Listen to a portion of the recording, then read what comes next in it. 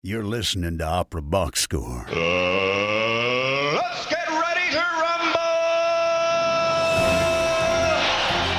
Wherever you are, however you're listening, it's America's talk radio show about opera. It's Opera Box Score. I'm Weston Williams, joined by Oliver Camacho and Matt Cummings. All right, this week, Carlo Rizzi goes inside the huddle. One of the world's foremost opera conductors and artistic director of Opera Rara, the latest volume of his Donizetti Song Project, featuring friend of the show, soprano Ermonela Jaho, just dropped as the Maestro concludes a run of Turandot at the Met. The Italian conductor joins OBS to share his passion for Puccini and to offer a few choice words about the situation at La Fenice. Plus, in the 2 Minute Drill, Rabblerouser and warrior of the resistance, Kathryn Needleman, is profiled in Washington Post, and engaged to be married baritone Huw Montague Rendall wins a gramophone. Make sure you subscribe to our podcast. On Spotify, click follow. On Apple Podcasts, hit the plus sign. You can also stream episodes of OBS every Saturday at 10 p.m. Central at amplisoundsradio.com. Email us your hot takes by writing to mailbag@operaboxscore.com or upload a voice memo using the You Got Something to Say tab on our website, operaboxscore.com. However you contribute, you'll get an OBS beer coaster, an OBS lapel pin, and a #1 OBS fan foam finger just for sharing your own hot take. And without further ado, Oliver Camacho is back, and I'm ready for a hot take. Probably about tennis, but like whatever you want, I guess. Well, my heart goes out to Holger Rune, who sustained a pretty awful-looking injury, which might take him out of the tournament for, 6 months or something. I hope he recovers. He's got the best legs in tennis.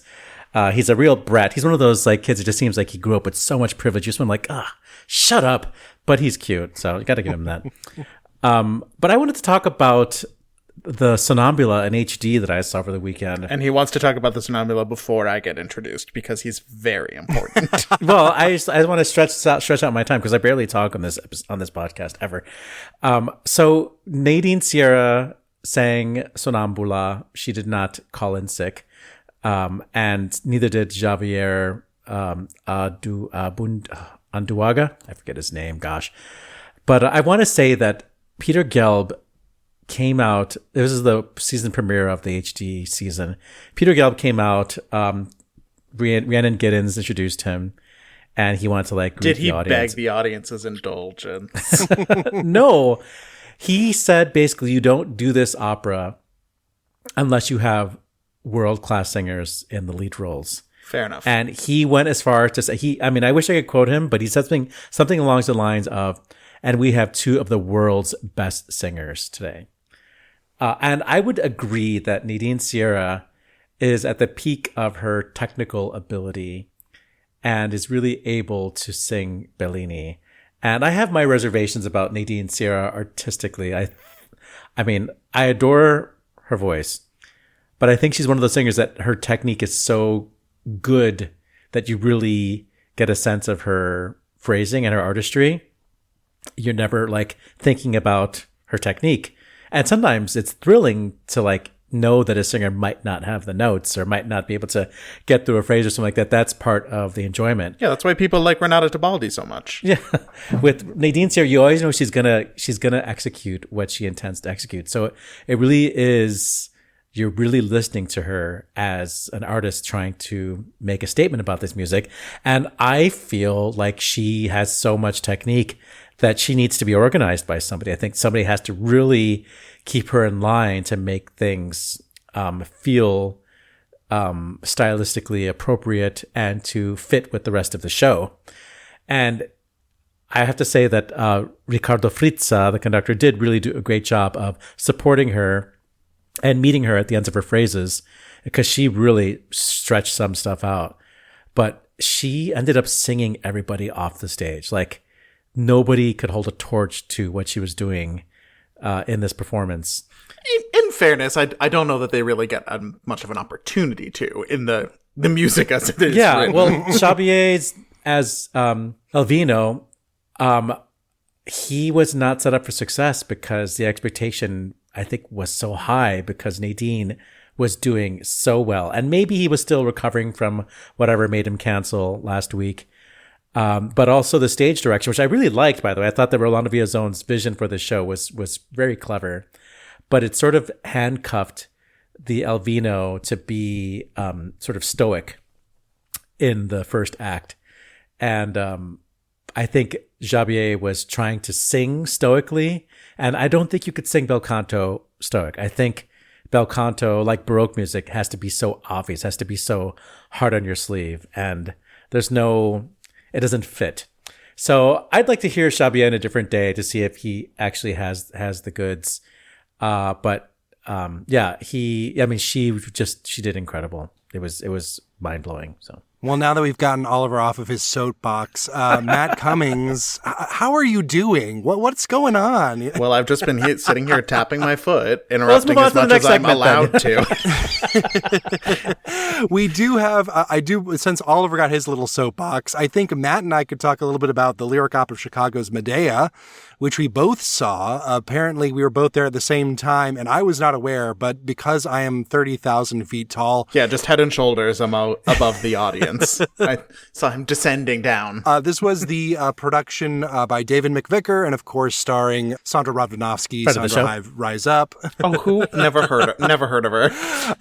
So I want to start with you, Matt. I would be fascinated to hear your takes on, well, obviously the performances, but also the opera in general. It's not one that's done super often these days. No, I really only knew this as like a classic Maria Callas vehicle from mostly the 50s, like maybe here and there in the 60s, but I think that, but it is not a piece that really has gotten a lot of love otherwise, and I do kind of understand why, because it musically is, I really only find like the last 15 to 20 minutes of it to be extremely satisfying, where Medea has her extended scene where she's reunited with her children and then decides that that murder is going to be it.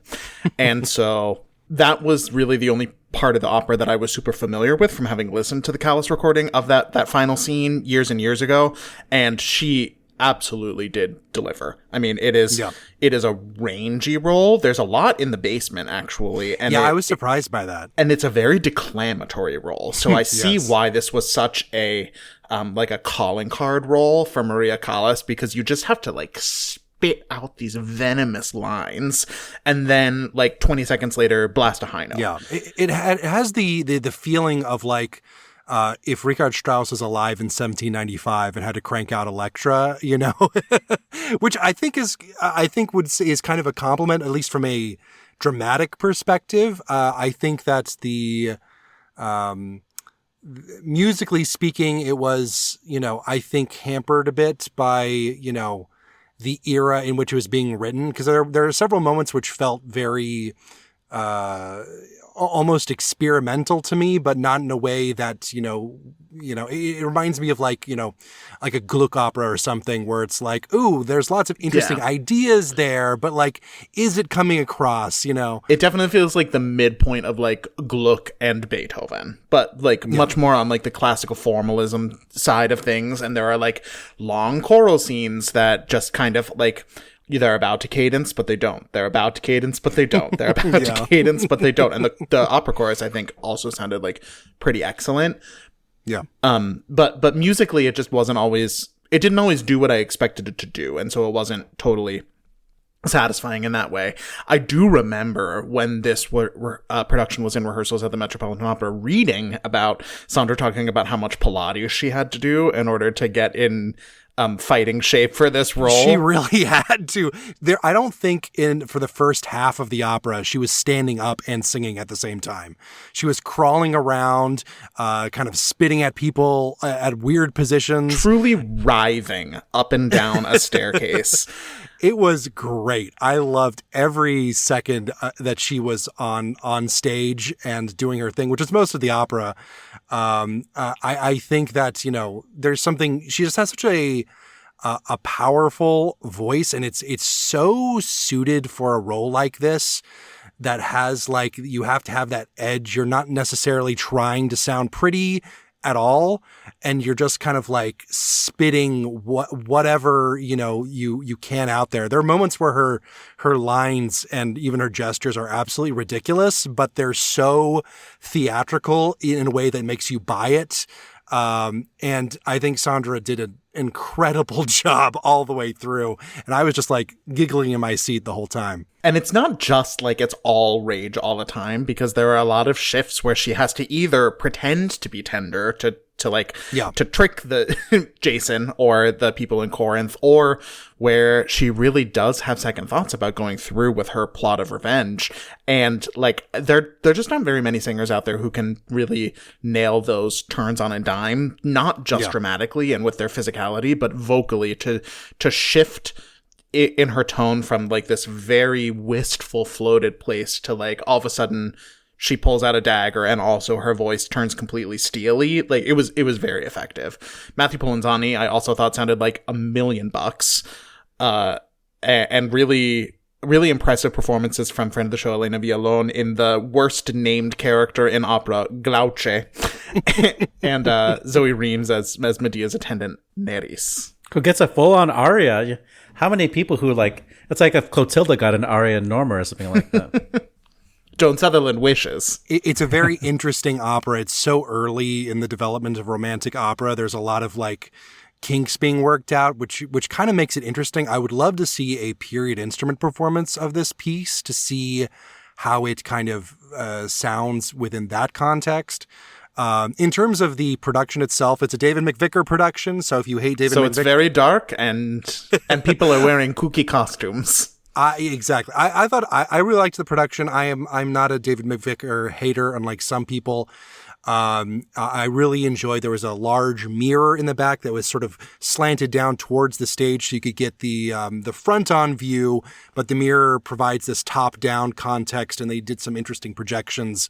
Again, it's David McVicker. What else? Yeah, a couple of the projections, like the waves that you're looking over the cliff and seeing, and the flames at the end as the temple's burning down, I found to be very effective. There were other parts of the opera when I was like, and why is there a mirror here? But yeah.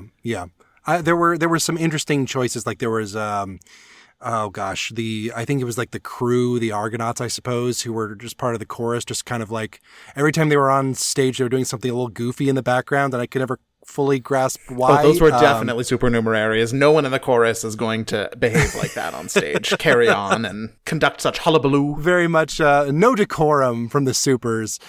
Fun fact about me, by the way, I've been on the Lyric Opera of Chicago's supernumerary list for years now, but I am, not a joke, too tall to fit into any of their costumes, so I've never been on stage. This is, I will say, it's an odd opera. If you've never seen it before, it's definitely worth seeing once.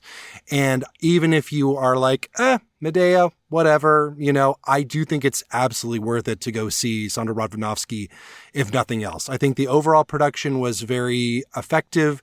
I was there with a friend of mine who has been to operas before, but not very many. And he absolutely loved it, which I think is remarkable given that it's, a kind of maybe a B-tier opera from 1795. That he loved it that much was, I think, a testament to the production. And just the quality of the performances. Like, she really is carrying the show on her shoulders, but the whole cast, is turning in stellar work. So yeah. I have no hesitation in recommending it. If anyone in Chicago or coming into Chicago wants to check it out. Well, we've already been doing it for a while, but maybe we should talk some opera. Huddle up. Let's go inside the huddle. Last month, Opera Rara released the 5th and 6th volumes of their Donizetti Song Project, a passion of Carlo Rizzi's to record all of the Donizetti songs. A few more volumes are yet to come, but there already exist volumes featuring Michael Spires, Lawrence Brownlee, Marie Nicole Lemieux, and Nicola Alaimo. And Ermonela Jaho gets to sing 2 volumes, one of Italian songs for soprano and one of French. Before we join the conversation, we'll listen to a bit of Ermonela Jaho and Carlo Rizzi himself at the piano singing Donizetti's Eterno Amore e Fe. And coming out of that clip, we'll begin the conversation with Maestro Rizzi talking about working with friend of the show, Ermonela Jaho.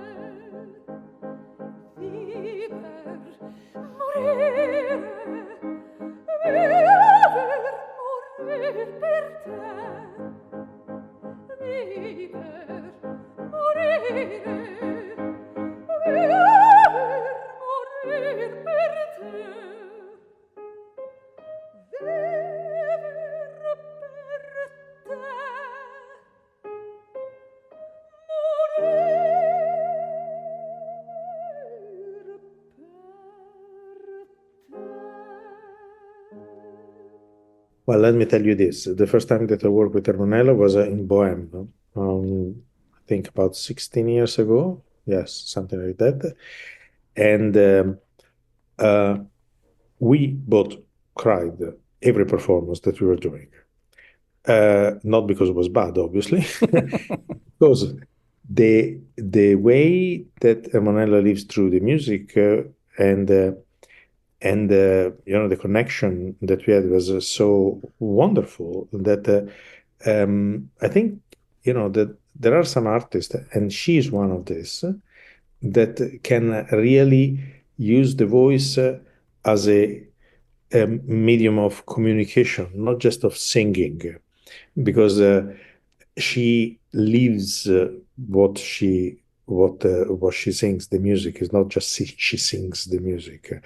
And this, I think, is why she is so good in these dramatic characters. One day she said something that made me laugh so much. She said, I started as a lighter soprano, but now I'm doing this heavy repertoire because, I die well on stage and people... And I thought that it was very funny and lightweight way to say actually the truth, because you need somebody that can do this on stage and make it credible and not just as an act. And she does this, but because her music comes from within, and I think this is the mark of every great artist. Well, you seem to have a strong relationship with Puccini himself. You recently created orchestral suites of Tosca and Butterfly, and you collected them on a recording with the Welsh National Opera Orchestra with the Capriccio Sinfonico and the Preludio Sinfonico. And you're right now, as we speak, wrapping up your run of Turandot at the Metropolitan Opera. And we are finishing this Puccini year. Like this, I remember a year ago, we were all talking about this big anniversary. What is where does your passion for Puccini come from, especially as a conductor? Well, from the way that he treats the voice and the orchestra. Of course, Puccini wrote incredible melodies, and every story of the drama that is behind each of the opera of Puccini is phenomenal. But for me, as a conductor, I started to get interested in Puccini when I started to listen young, as a student, even before to start to have the thought of becoming a conductor, I was always interested in this, in the sound swell that he could produce in the orchestra. And then later studying composition, harmony, I realized that this is obtained through such a mastery that he has in working with the different timbre, with the different instruments. And that for me is what make me fall in love with Puccini. And this is why actually I wanted to do the suites, because the suites are based only orchestral suite. And I want to say one thing immediately. I didn't do a sort of karaoke Puccini. It's not like, I gave the part of the voice to a flute or a clarinet or whatever. This would have been stupid. My point that I wanted to show, I wanted to show how the orchestral score of these operas is in a way self-supporting. And of course, the voice are incredibly important. Trust me, it's not that I want to eliminate the singers. Well, maybe some singers, yes, but for me, this is the important part. And for people that just go to concerts that are maybe less used to the approach with the voice and the music, I think that they will be really very interested in hearing this, because these are great, great, great orchestral pieces, not only opera, but orchestral piece. And I mean, I could go on forever. I'm conducting Turandot, and Turandot. When you see Turandot, half of the pit is full with percussion, and you think, why is full of percussion? Why do we need a xylophone? Why do we need also a xylophone basso? Why do we need three kind of drums and this and that? And the answer is, it's not just to make noise. The answer is because each one of them is a particular kind of sound that Puccini wanted to find in this case, in Turandot. And for me, this is what is important. I started to be interested in conducting because I started as a pianist, but I've always been doing a lot of things with many instrumentalists. I mean, I think that they accompanied at exams and concerts every possible instrument, double basses and everything. And then I started to work with singers. And for me, what attracted me to the conducting was the infinite possibility of the sound palette of an orchestra. And this is what Puccini does in an incredibly genius way. Well, you're at the Met right now, and I assume it's the Zeffirelli production. That's the only production that they do. What is it like to be in the pit when the stage is, just like dripping with gold, and there's like so many people, and it's like so shiny, and like, I don't know, it feels like overwhelming just sometimes looking at pictures of it. I feel overwhelmed by how decadent that design is. Well, this particular production is phenomenal. I think is one of the historical iconic productions of opera. The passage in the second act, we have two scenes. The first is the studio, the office of the three ministers, and then it changed to the imperial palace. And in this opera, trust me, there is an imperial palace, and wow, probably goes from one avenue to the other. Is in New York is great. Is absolutely great. The first time that I conducted, I couldn't believe it because I saw a production of Turandot at La Scala. I am from Milano, of Zeffirelli, but obviously La Scala, the stage of La Scala is smaller than this one at the Met, so it was a little bit different. But Zeffirelli has been in a way part of my upbringing, because the first opera that I saw in my life that actually hooked me as a child, I was 72, so I was 12. It was the dress rehearsal of the opening of the season of La Scala with Un ballo in maschera, and was the production of Zeffirelli, new production, and I do remember that the passage, the way that in the third act, Zeffirelli made this very square sort of cube in changing into the dance.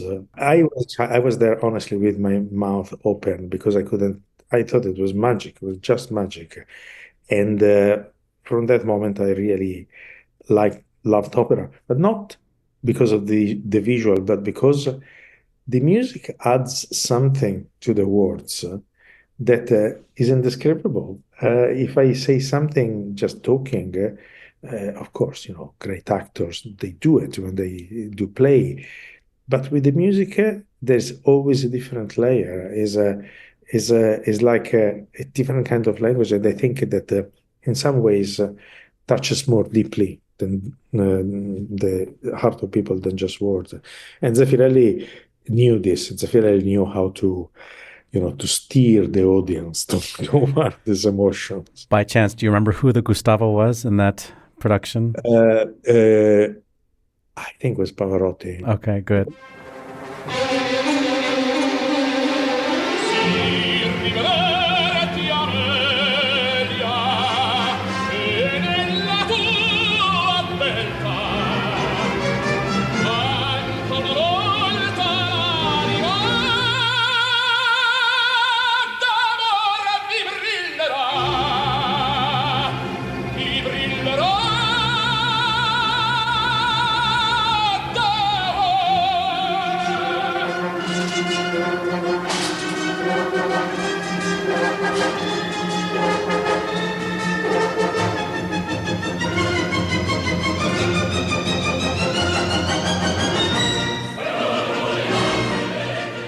I love this opera so much too, but I feel like it's impossible to cast. Like, who can?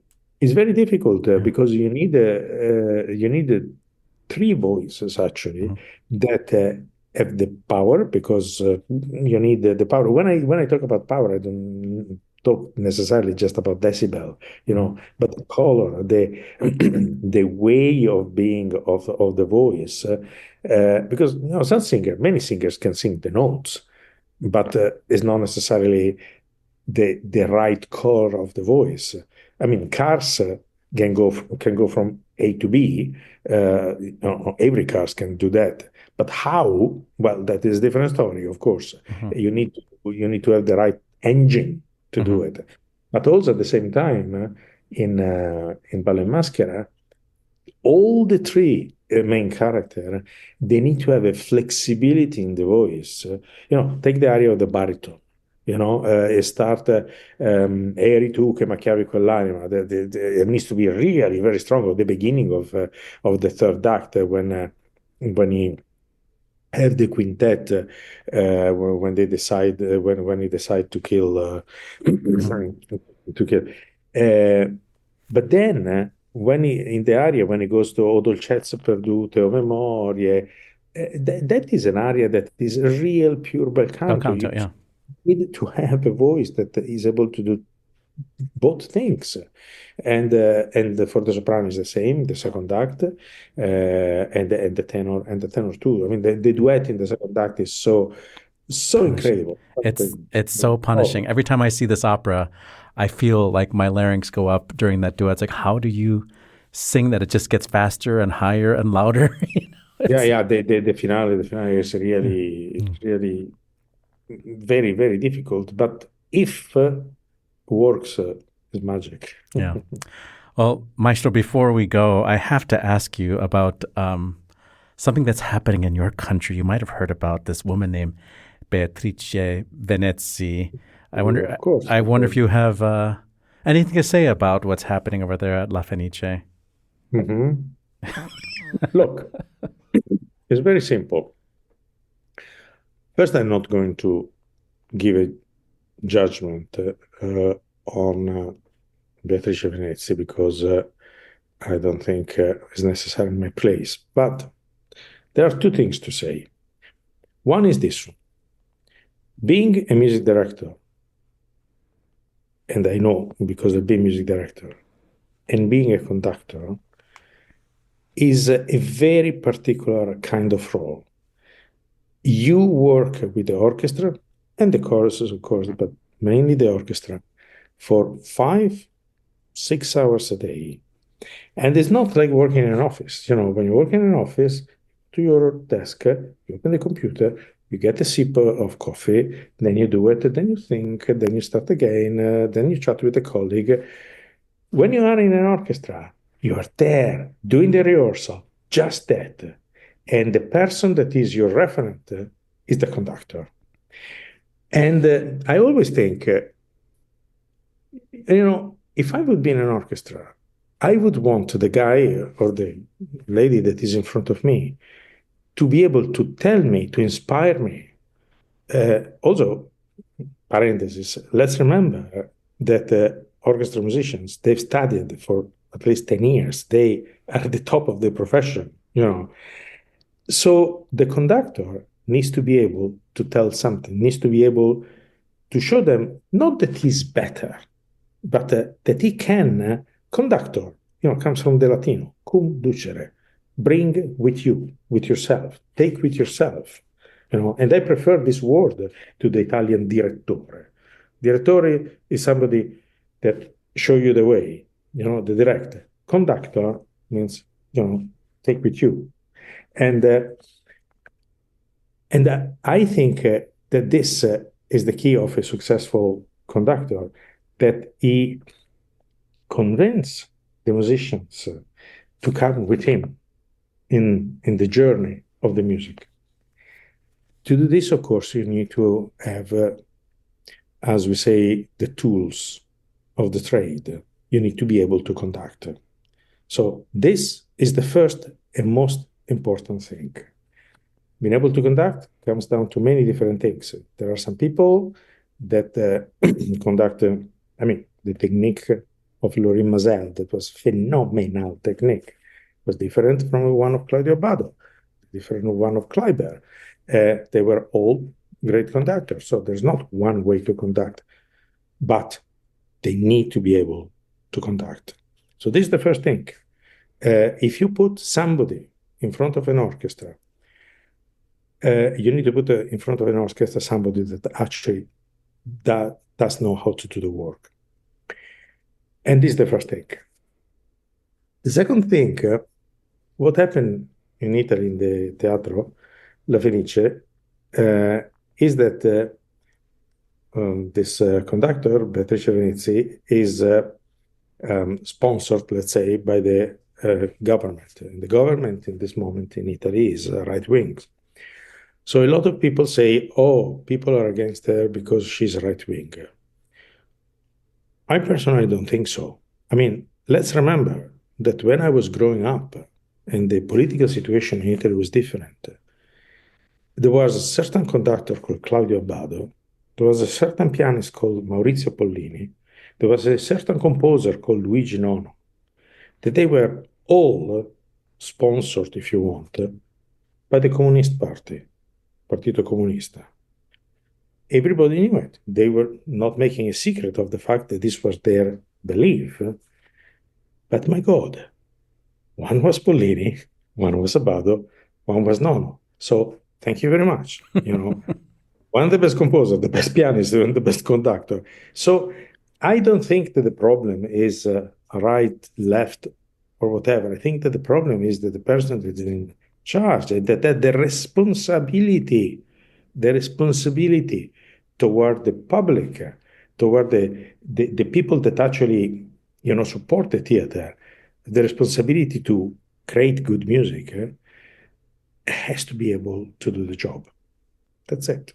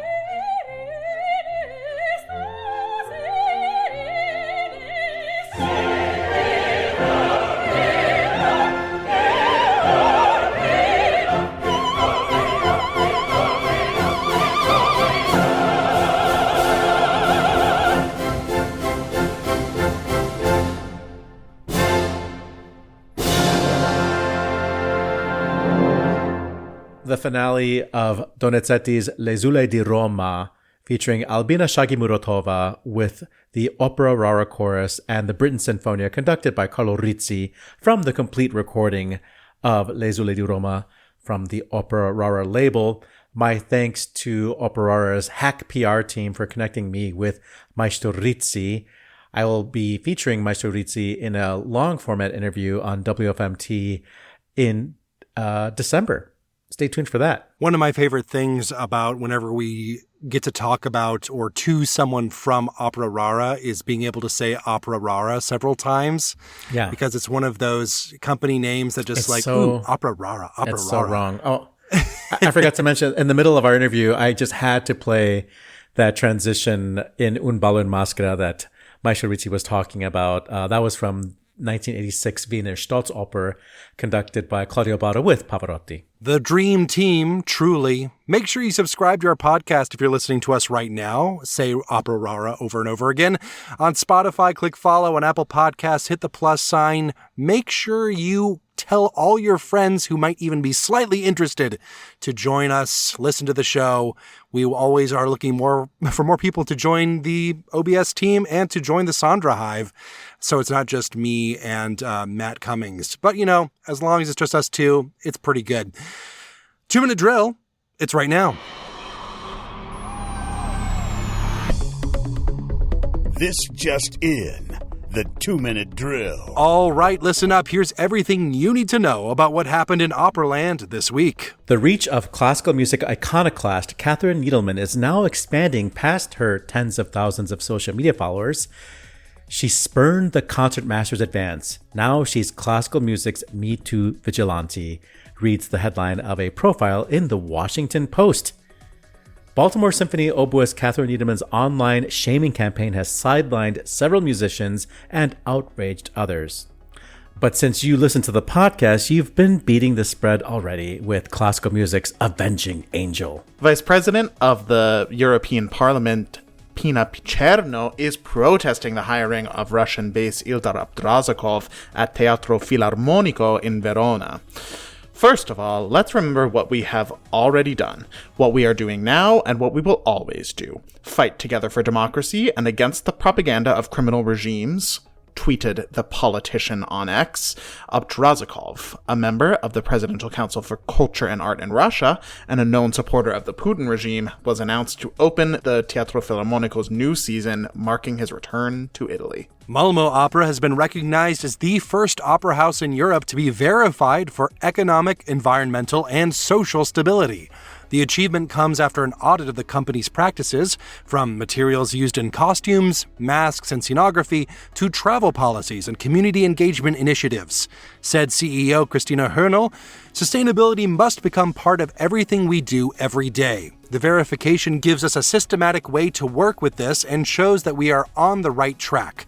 Now the real work begins together with everyone at and with Malmo Opera." Friend of the show, Austin Opera, has added an additional performance to its run of Fiddler on the Roof this winter. Demand for tickets to the company premiere of the musical has been strong as it continues to garner positive reviews and honors, states a press release. The co-production of Fiddler on the Roof, which debuted in July at Cincinnati Opera, has been nominated for a 2025 International Opera Award for Best Musical. The OBS bump works quick. In major awards news, friend of the show and object of Oliver's eternal devotion regardless of either of their relationship statuses, Huw Montague Rendall took home the Gramophone Award for Voice and Ensemble for his debut album, Contemplation. Other winners include friend of the show Lisa Davidson and Gerald Finley's new recording of The Flying Dutchman for Decca under conductor Edward Gardner, and Robin Trichler and Malcolm Martineau's Songs for Peter Pears. In trade news, big moves in Philadelphia, where Curtis Institute of Music has welcomed bass baritone Patrick Carfizzi, bass baritone Alan Held, soprano Jennifer Rowley, baritone Elliot Mador, soprano Amanda Majeski, and soprano Karen Slack to its voice and opera department. Janae Bridges, Jarrett Ott, and John Relier have also been appointed the school's inaugural visiting faculty members, who will mentor current students and offer insight as alumni. And one more for the road, Alejo Perez has been named the new music director at the Teatro Colón de Buenos Aires beginning in 2026. On the disabled list, Aida Garifulina withdrew from the Staatsoper unter den Linden's La Traviata last week, leading to Lisette Oropesa's sooner-than-expected house debut. Oropesa will also be appearing in the upcoming run of Romeo and Juliet with the company. Exit stage right. American soprano Roberta Alexander has died at age 76. Beloved for her bright tone, musical precision, and dramatic commitment, Alexander was a sought-after performer and teacher who spent much of her adult life living in the Netherlands, where she found a freedom as a black singer that would not have been possible in the U.S. Among her many career highlights were performances as Jennifer, Vitalia, and Mimi. Christian Åkerlund, a repertoire pianist at the Vienna State Opera, has died unexpectedly, said the company in a statement. Åkerlund joined the Vienna Staatsoper in 1993 and intensively shaped and supported the daily musical development of the stage. She was sought after by conductors and singers and was known for mastering many styles and pieces. Åkerlund also performed as an accompanist and chamber musician at concerts in the Gustav Mahler Hall. Illinois-born soprano Doris Young-Popper has died at age 101. Popper performed over 80 roles throughout her career in both Europe and the U.S. She made her European debut in 1955 as Vitellia in La Clemenza di Tito and went on to become a principal artist at many houses, including the Bayerische Staatsoper. Popper also appeared frequently with New York City Opera in roles such as the Countess, Ariadne, the Marschallin, and Suor Angelica. And on this day, October 21st, first performances include Pascal Colas's Polixen et Pyrrhus in Paris in 1706, another one in Paris in 1721, Louis Clérambault's Le Lolet Vainqueur.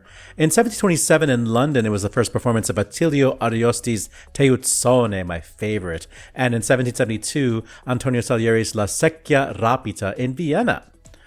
Moving back to France for Richard the Lionheart by André Gretry, premiering in 1784. And we stay in Paris for Orpheus in the Underworld by Jacques Offenbach in 1858. Another Parisian debut, Edmond Audran's La Poupée in 1896. Modest Mussorgsky's Sorochinsky Fair premiered in 1913, completed by Cooey. In Frankfurt in 1919, it was the first performance of Frederick Delius's Fenimore and Gerda.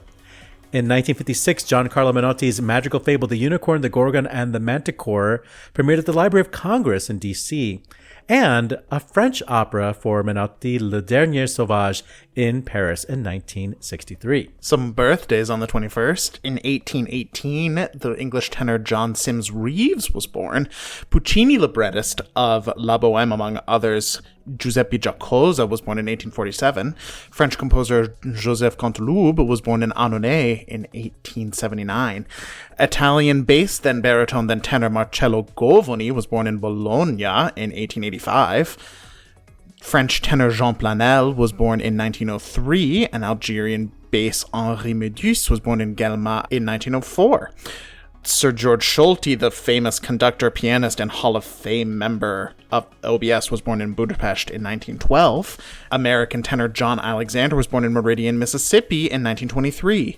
1925, the Romanian soprano Virginia Zeanu was born in Solovastru, and happy birthday to Italian bass Giorgio Surian, born in Rijeka in 1954. And that's your 2-minute drill.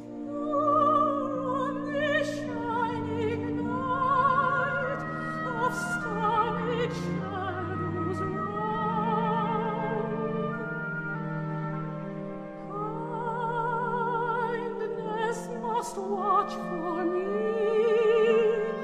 this side the ground.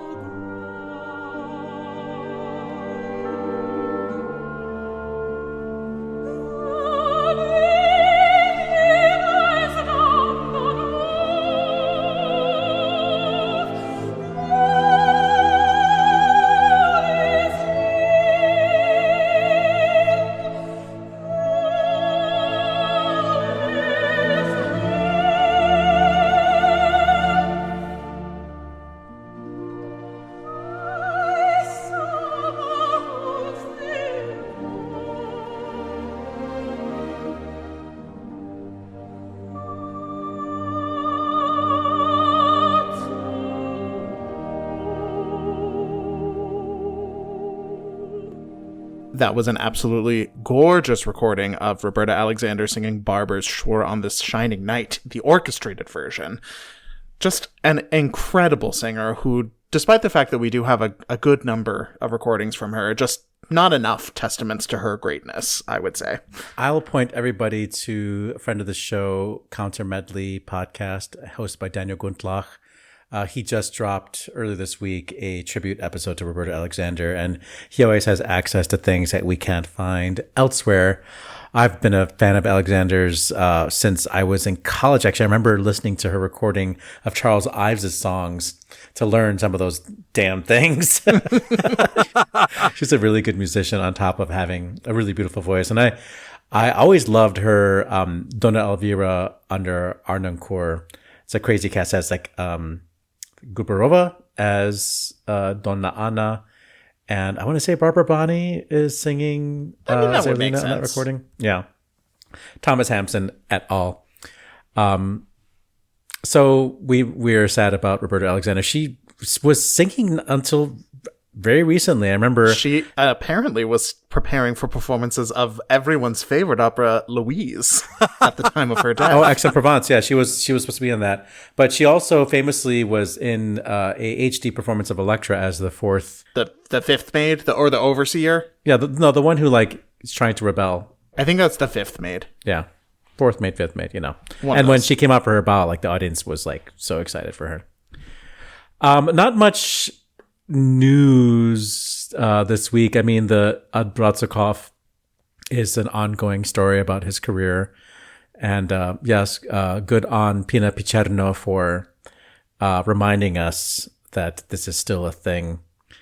Kathryn Needleman in the Washington Post. We've been talking about her for Many of those stories that are referenced in that profile we covered here. Many times, I might add. moving on to the Gramophone Awards, not the Grammy Awards. I picked Huw to win, and it's not just because I love him. It's a really good album. We're not just stands here on Opera Box Score. We want Yeah. you, our listeners, to know. But I mean, I just want to keep talking about him because I just want people to, if you haven't listened to him yet or you haven't watched his performances yet, please just take a moment and find his content, because I think you'll get it why I'm so excited about him. He's just so authentic in everything he does. Like, I'm always so touched with everything he does because he feels like he's really in it. And I appreciate that about him. Plus, he's very handsome. So I mean, it doesn't hurt. I did also, I happened to revisit that Flying Dutchman recording over the weekend as well in preparation for the show. And I mean, Lisa Davidson sounds like the waves that could knock that ship right out of the sea. I wouldn't say that is a favorite opera of mine. Sorry, Weston. But they all give really, really convincing performances. I'm willing to give it a second and third try after listening to that recording. That's only fair, you know? Weston and I work in, production, and I'm sure Weston can describe this better than I can, but, every now and then on my show on WFMT, instead of doing an interview, I'll just grab a concert from the European Broadcasting Union Exchange and just play that as an episode of my hour-long show. And I remember grabbing a Lisa Davidson and Leif Ove Ansnes recital from Norway or something. And she sang a lot of loud things, but she sang a Strauss set. And one of the Strauss songs was probably Morgen or something, was very quiet. Mm-hmm. And then the next song was Zweigner or something like that. And it's so interesting to see the waveform of what she does. It's oh, that's really beautiful. And it just fits, so nicely. And then when she sings loud, it's max, max, max, max, max. I mean, you get both of that in Zenta's Ballade. There's that, there's that really, really tender repetition of the main verse. And then all of a sudden it's and time for some full throttle. So Austin Opera, our guest last week, they already, just after being on the show one time, they're selling out tickets. It's they can't turn people away for Fiddler on the Roof. So And it's all because of us. yeah. You're welcome. Yeah. I want to just also add one more note before we wrap up about Curtis. Curtis, the winner of our March Madness bracket of Yes, fierce combatant. As it was. Yeah. I mean, these names are people who are currently singing. This is not venerated old singer, not old, but I mean retired. This is not Cheryl Milnes at Northwestern in the 90s. Yeah. These are people who are still doing the work, and I don't know how they're going to fit this in, Especially somebody like Jennifer Rowley, who, if you follow her on social media, it's she's got she's like singing Aida, she's singing, Amelia. She's like all over the place, singing like the hardest music and making social media content at the same time. How's she gonna find time to like? That's what's possible when you live in the 4 cities in this country where train travel is accessible. It is really miraculous. And if any of them are listening to our podcast as well, I mean, what are you doing? You're so busy. We got to wrap this show up. Good call. Bad call on Opera Box Score. Good call, bad call. That's how we end the show each and every week. I'm going to start with Oliver Camacho. The other day I was listening to Fresh Air on NPR, and it was an interview with Ken Burns about his upcoming documentary about the American Revolution. And I remember looking at the timestamp when the interview ended. There was still like 11 minutes left. It's like, you're going to get Ken Burns on the show and you're going to burn. You're going to Ken Burn. You're not going to use the full like 48 minutes that you have. The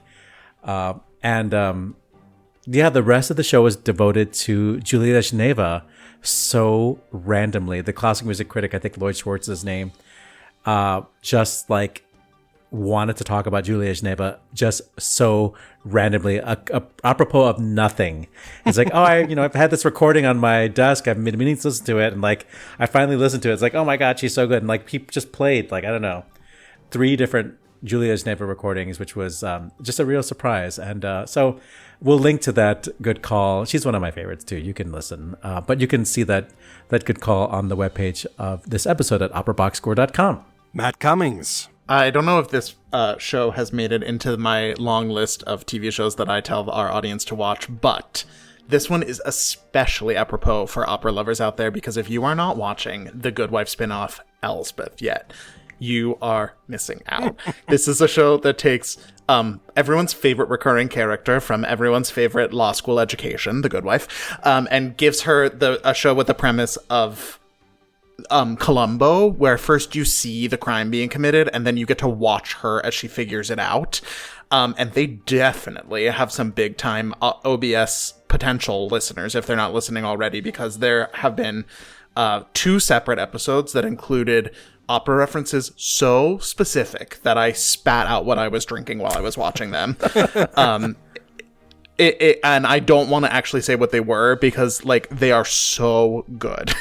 But the 3rd season just came back and it featured a Merrily We Roll Along themed episode featuring Stephen Colbert as the victim, much in a wink, wink, nod, nod to current events. And the highlight of the episode, which was Carrie Preston interviewing Amy Sedaris, interrogating her in the form of an improv lesson. So if that sounds like something you would watch, we should be friends. I mean, what is this show if not an intense, very specifically themed improv lesson that we must endure week in and week out, and you endure it with us, and we appreciate you. That is it for this week's edition of America's Talk Radio show about opera. Make sure you subscribe to the show wherever you get your podcasts. Get your voice heard and find links to stuff we've talked about at our website, operaboxscore.com. That's also where you can put your money where our mouths are. Give back to the OBS using the Support the Team tab. Your announcer is Norm Waddell. Your creative consultant is Oliver Camacho, and your audio editor is me. The executive producer of the OBS is George Cedarquist. For co-host Matt Cummings with guest Maestro Carlo Rizzi, I'm Weston Williams, asking you to continue the conversation about opera as you chant opera rara, opera rara, opera rara. It's so fun. We're back with an all-new show next week for our annual Halloween Spooktacular. Plus you get more opera headlines, more hot takes, and more demand for additional performances of Fiddler on the Roof. Join us.